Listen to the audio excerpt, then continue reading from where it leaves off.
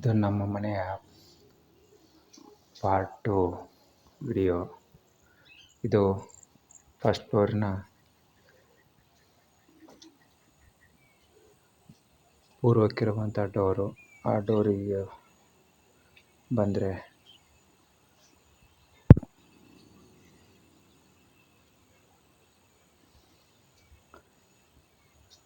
ಅಲ್ಲಿರುವಂತಹ ಬಾಲ್ಕನಿ.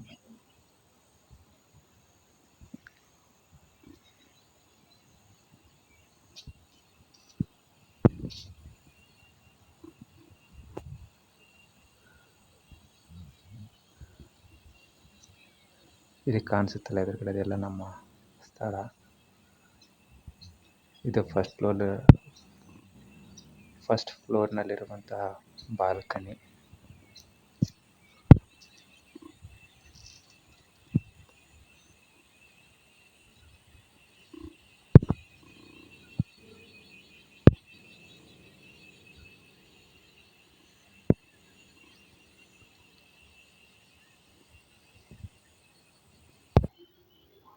ಇದು ಫಸ್ಟ್ ಫ್ಲೋರ್ನಲ್ಲಿ ಇರುವಂತಹ ಬಲಗಡೆಯ ಬೆಡ್ರೂಮು.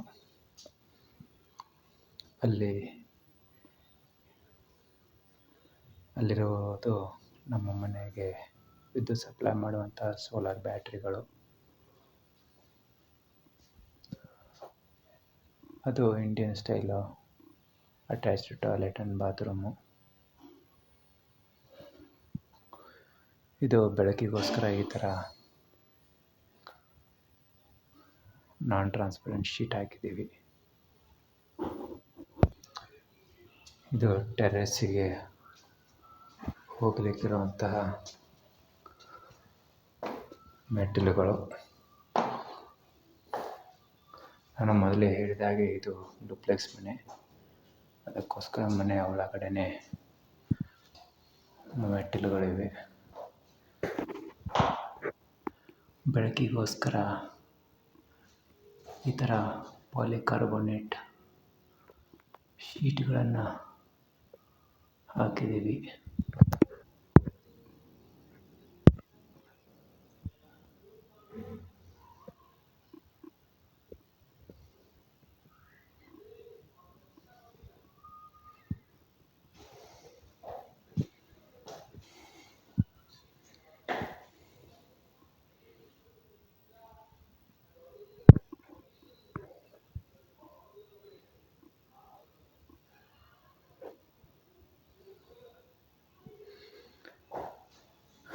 ಇದು ಟೆರೇಸಿಗೆ ಹೋಗುವ ಬಾಗಿಲು. ಇದು ನಮ್ಮ ಮನೆಯ ಟೆರೇಸು. ಇದು ಹೆಡ್ ರೂಮು.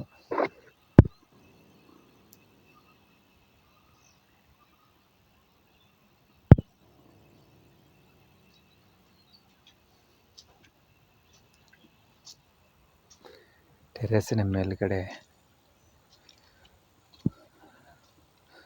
ನಮ್ಮ ಮನೆಗೆ ಬೆಳಕನ್ನು ಒದಗಿಸುವ ಸೋಲಾರ್ ಪ್ಯಾನಲ್ಸ್ಗಳಿವೆ.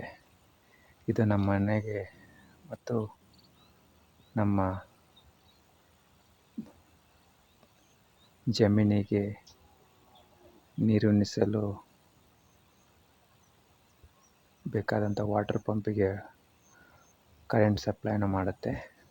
ಪ್ಲಸ್ ನಮ್ಮ ಮನೆ ಬೆಳಕಿನ ನೀಡಲಿಕ್ಕೆ ಅದಕ್ಕೂ ಕೂಡ ಇದೆ ಸೋಲಾರ್ ಪ್ಯಾನಲ್ಸನ್ನು ನಾವು ಉಪಯೋಗ ಮಾಡ್ತೇವೆ.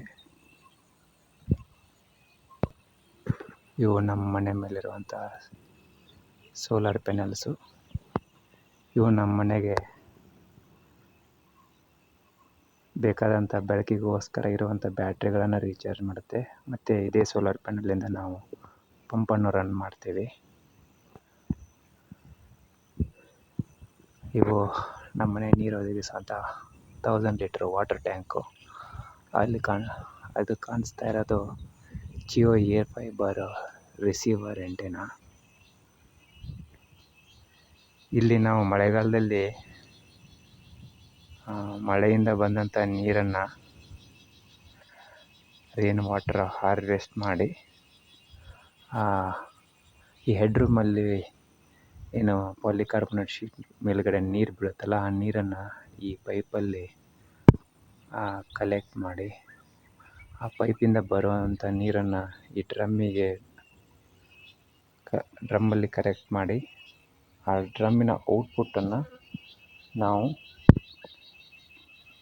ಮನೆಗೆ ಕನೆಕ್ಷನ್ ಕೊಟ್ಟಿದ್ದೀವಿ. ಆ ಮೇಲಿಂದ ಬರುವಂತಹ ನೀರನ್ನು ನಾವು ಆಫ್ ಮಾಡಿದ್ದೀವಿ. ಸೊ ಮಳೆಯಿಂದ ಈ ವಾಟರ್ ಟ್ಯಾಂಕ್ ತುಂಬುತ್ತೆ. ವಾಟರ್ ಟ್ಯಾಂಕ್ ತುಂಬಿದ ತಕ್ಷಣ ಇದು ನಮ್ಮ ಮನೆಗೆ ನೀರು ಸಪ್ಲೈ ಮಾಡುತ್ತೆ. ಸೊ ನಾವಿಲ್ಲಿ ಯಾವುದೇ ರೀತಿಯಾದಂಥ ವಿದ್ಯುತ್ ಶಕ್ತಿಯನ್ನು ಬೆಳೆಸಿ ನೀರು ಲಿಫ್ಟ್ ಮಾಡಲ್ಲ. ಮಳೆಯಿಂದ ಬಂದಿರುವಂಥ ನೀರು ಇಲ್ಲಿ ಸಂಗ್ರಹ ಆಗಿ ಇಲ್ಲಿಂದ ನಮ್ಮ ಮನೆಗೆ ವಾಟರ್ ಸಪ್ಲೈ ಆಗುತ್ತೆ ಆಟೋಮೆಟಿಕ್ಕಾಗಿ. ಇದು ನಮ್ಮ ಮನೆಯ ಸುತ್ತ ಇರುವಂತಹ ವ್ಯೂ. ಅಲ್ಲಿ ನೋಡ್ತಾ ಇರ್ಬೋದು, ನೀರು ಹರಿಯುತ್ತೆ.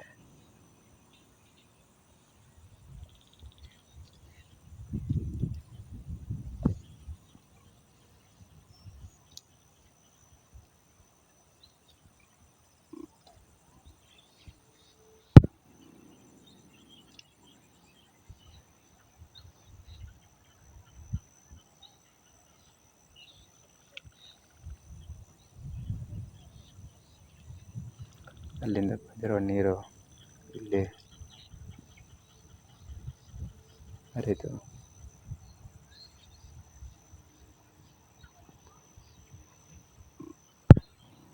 ಅದು ಹಾಗೆ ಹರಿದುಕೊಂಡು ಹೋಗುತ್ತೆ. ಇದು ನಮ್ಮ ಮನೆಯ ಸುತ್ತ ಇರುವಂಥ ವ್ಯೂ. ಮಳೆಗಾಲ ಇರೋದ್ರಿಂದ ಎಲ್ಲರೂ ಭತ್ತ ಬೆಳೀಲಿಕ್ಕೆ ತಮ್ಮ ಗದ್ದೆಗಳನ್ನು ರೆಡಿ ಮಾಡಿದ್ದಾರೆ. ನಾನು ಇಲ್ಲಿ ಭತ್ತ ಬೆಳೀತಾ ಇದ್ದೆ.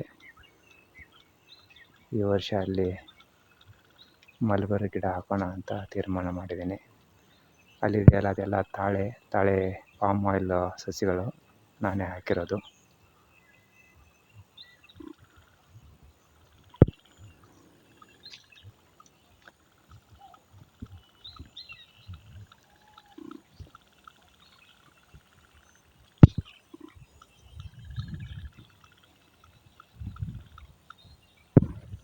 ಅಲ್ಲೆಲ್ಲ ಕಾಣಿಸುತ್ತಲ್ಲ, ಅದೆಲ್ಲ ಪಾಮ್ ಆಯಿಲ್ ಸಸಿಗಳು. ಮಳೆ ಇರೋದ್ರಿಂದ ತುಂಬ ಹುಲ್ಲು ಬೆಳೆದಿದೆ.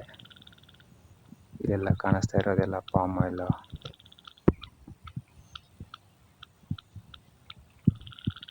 ಸಸಿಗಳು. ಎಲ್ಲ ಪಾಮ್ ಆಯಿಲ್ ಹಾಕಿದ್ದೀನಿ, ನೀವು ನೋಡ್ಬೋದು. ಅದೆಲ್ಲ ಪಾಮ್ ಆಯಿಲ್ ಸಸ್ಯಗಳು.